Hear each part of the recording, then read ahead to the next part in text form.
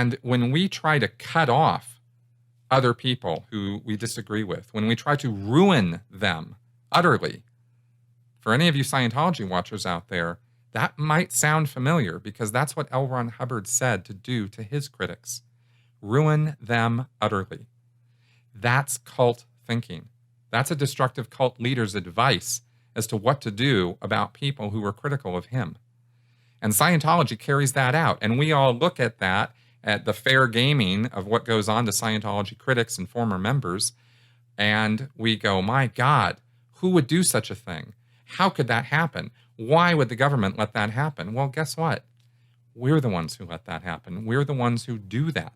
And all of us are capable of it. And if you think you're not, I invite you to please take a look in the mirror and have an honest conversation with yourself about just what you are capable of. Because it's not like cult members or extremists on any side of any issue are not human beings.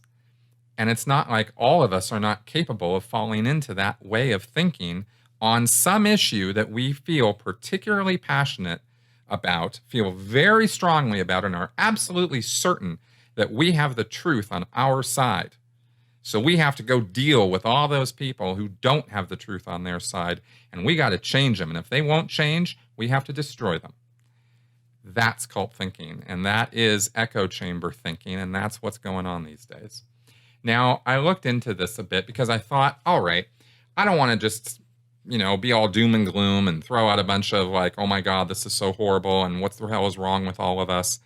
I wanted to look at why this happens. And I'm not a psychologist or yet, but I have studied a lot of this stuff. And of course, I've talked about these mechanisms before in some of my videos and some of my earlier podcasts.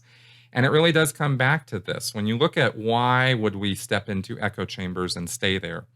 Well, there is a psychological mechanism at play here, and it's called confirmation bias. Now, confirmation bias is very simple mechanism. It is, basically, but it's interesting. It's a very interesting one because it really literally affects our perception of reality. It's not just something that happens in your head. Well, it does. I mean, it's a psychological mechanism, but it actually affects your ability to see and hear and perceive the world. It's that powerful. And it is the mechanism of us only seeing what we want to see, only hearing what we want to hear, rejecting things that don't fit with our worldview. And I really wonder if we could see the world through other people's eyes, whether we would see the same world we see through our own. I am just, if there's some mechanism that ever is invented that allows us to do that, I will be one of the first to sign up for it because I would really be interested in seeing and perceiving things through another person's eyes. A guy named Shahram Hashmat wrote in Psychology Today in April 23rd, 2015, an article called What is Confirmation Bias? And he said, confirmation bias occurs from the direct influence of desire on beliefs. When people would like a certain idea or concept to be true, they end up believing it to be true. They are motivated by wishful thinking. This error leads the individual to stop gathering information when the evidence gathered so far confirms the views, i.e. prejudices, one would like to be true. Once we've formed a view, we embrace information that confirms that view while ignoring or rejecting information that casts doubt on it. Confirmation bias suggests that we don't perceive circumstances objectively. We pick out those bits of data that make us feel good because they confirm our prejudices. Thus, we may become prisoners of our assumptions. For example, some people will have a very strong inclination to dismiss any claims that marijuana may cause harm as nothing more than old-fashioned reefer madness. Some social conservatives will downplay any evidence that marijuana causes harm. Confirmation bias can also be found in anxious individuals who view the world as dangerous. For example, a person with low self-esteem is highly sensitive to being ignored by other people, and they constantly monitor for signs that people might not like them. Thus, if you're worried that someone is annoyed with you, you're biased toward all the negative information about how that person acts toward you. You interpret neutral behavior as indicative of something really negative. And I'm sure all of us have friends, or we've done this ourselves, where we can relate.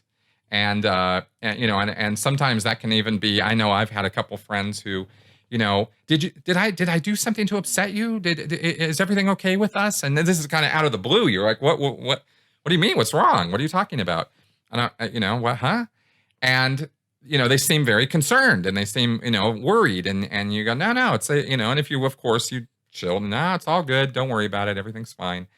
Simply because you didn't look at them when you walked in the room, or you didn't call them, or whatever, whatever the reasoning might be. So this confirmation bias on their part will, they'll be interpreting everything you do as something negative towards them when you're not even thinking about them. It's not even in your headspace at all. Now, why does confirmation bias occur? I mean, we have a couple hints at it here in this quote from Dr. Heshmat, where he talks about how the desire, they want something to be true. It's motivated reasoning has been another term that's been associated with this. And of course it makes us feel good. It's, or it makes us feel bad. I mean, whatever the bias is that we're confirming, there's an emotional element to it. But is that really enough? Well, I dug around a little bit because I wanted to see what some of the reasoning was behind this. And I don't know that we really have a full bottom line explanation for what this is all about. But here were some things that I found in some quick looking at this. Confirmation bias is often described as a result of automatic, unintentional strategies rather than deliberate deception. In other words, we're not trying to fool ourselves. This doesn't occur at a conscious level necessarily. We want things to be a certain way. It's a desire that we have. It's an emotional feeling we have. And so unintentionally, without thinking, we act this way to reject information that might come our way that we go, just no. You're being contrary. I don't know. I don't want to hear it. Or even if we even let ourselves get that far, when we're by ourselves, we just don't see it. That's a little scary. You also have another factor here that could play into this also is the fact that it's very difficult to entertain more than one idea at a time. And some people actually can't do that. You can only think, about, or, when it comes to handling complex tasks or being able to think about more than one thing at a time, our abilities are sometimes limited with that. Sometimes it depends on the subject matter that we're dealing with. When it's something we're really familiar with, it's not a problem. When it's something that's new to us, we're learning about it, we're not so sure about it, it's easier to reject that information or ignore certain bits and pieces of it that don't fit in with how we already view the world.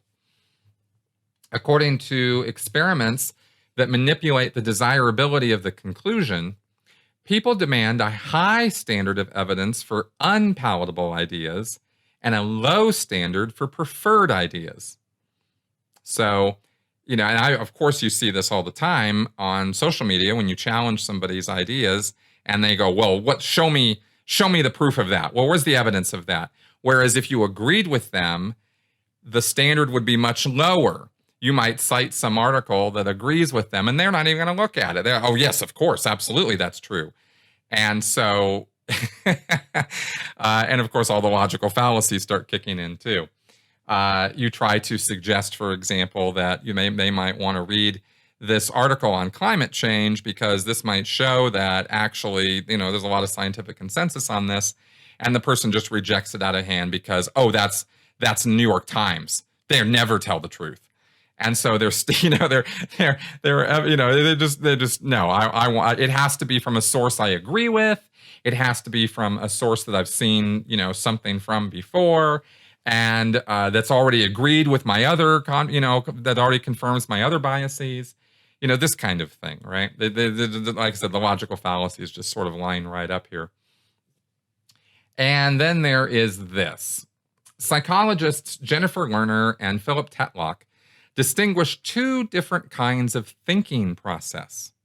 Exploratory thought neutrally considers multiple points of view and tries to anticipate all possible objections to a particular position, while confirmatory thought seeks to justify a specific point of view. Okay, two different ways of thinking: exploratory thinking and confirmatory thinking. Lerner and Tetlock say that when people expect to justify their position to others whose views they already know, they will tend to adopt a similar position to those people and then use confirmatory thought to bolster their own credibility. However, if the external parties are overly aggressive or critical, people will disengage from thought altogether and simply assert their personal opinions without justification. Lerner and Tetlock say that people only push themselves to think critically and logically when they know in advance they will need to explain themselves to others who are well-informed, genuinely interested in the truth, and whose views they don't already know. Because those conditions rarely exist, they argue, most people are using confirmatory thought most of the time.